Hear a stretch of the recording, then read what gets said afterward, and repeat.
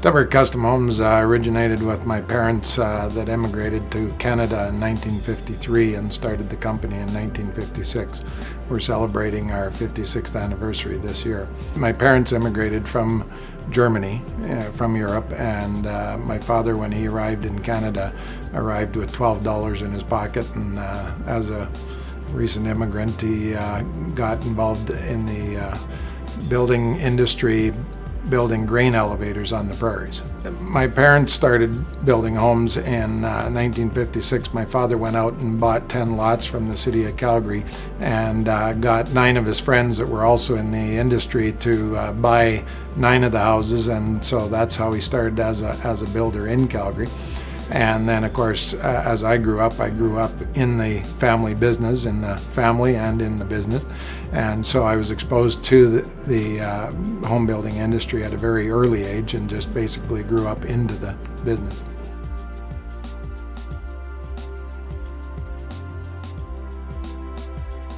When I first got involved with the company on a full-time basis, I started at the very bottom, working as a laborer in the field, cleaning up and all that kind of stuff.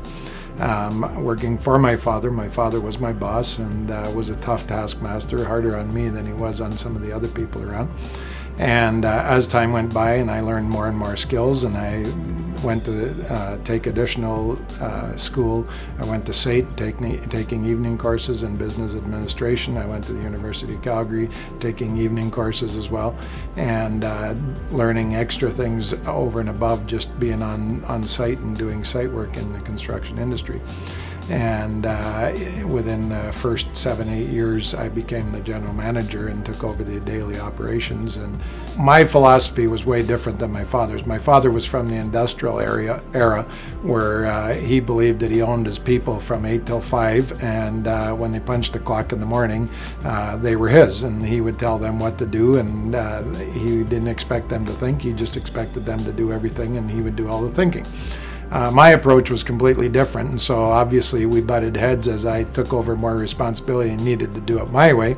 I was a great believer that people have brains and they know how to use them, and the people I looked at to surround myself with were people that were very entrepreneurial in their attitude and in their thinking, and were successful at doing what they did best, and that was taking the initiative and making things happen. And that was completely contrary to my father's thing. He couldn't believe in that philosophy. He just felt that they'll take advantage of you and all the rest of it. I said, I don't believe it.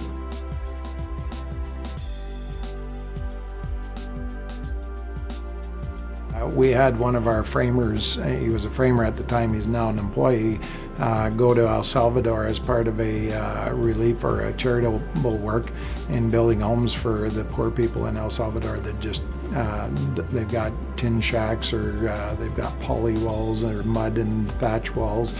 And so he went down as part of that, and happened to be coincidental to when Hurricane Ida hit, the night that they arrived. And so the very next day they were in rescue mode and trying to dig people out of mud, and there were collapsing hills on top of villages and rivers that surged and swept people away, never to be seen again.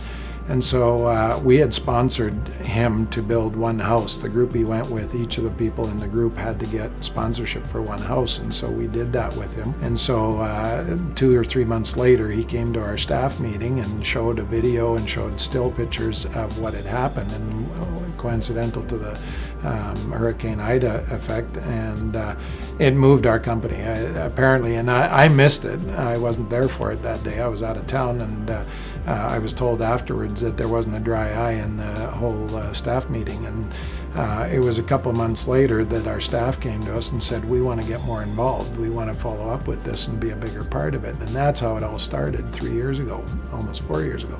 And so they came to us and said, we'd like to give up our Christmas weekend that we do as a staff out to either Banff or Kananaskis country, and we'd like to put those dollars towards sending a group down there to go and build homes. And for us as owners, I mean, we couldn't have been more proud to hear them come with that kind of an initiative. And so we were fully supportive of it. The issue we had with it was who decides who gets to go. And so our board of directors, our biggest debate was, how do we deal with this? And so at the end of an hour-long board of directors meeting, we said, we want everybody to have the opportunity to go. Not thinking at the time this would become an annual effort or a longer term effort. We thought at the time it was a one-shot deal. But certainly we've been just absolutely committed and just so proud to be involved with it on an ongoing basis. And so it's changed the corporate culture. We're a different company today because of that one effort alone. That's something we love to talk about amongst ourselves. We don't make a big deal of it on a broader scheme, but certainly it's something that you talk to anybody in here and there's a passion about what we're doing down there.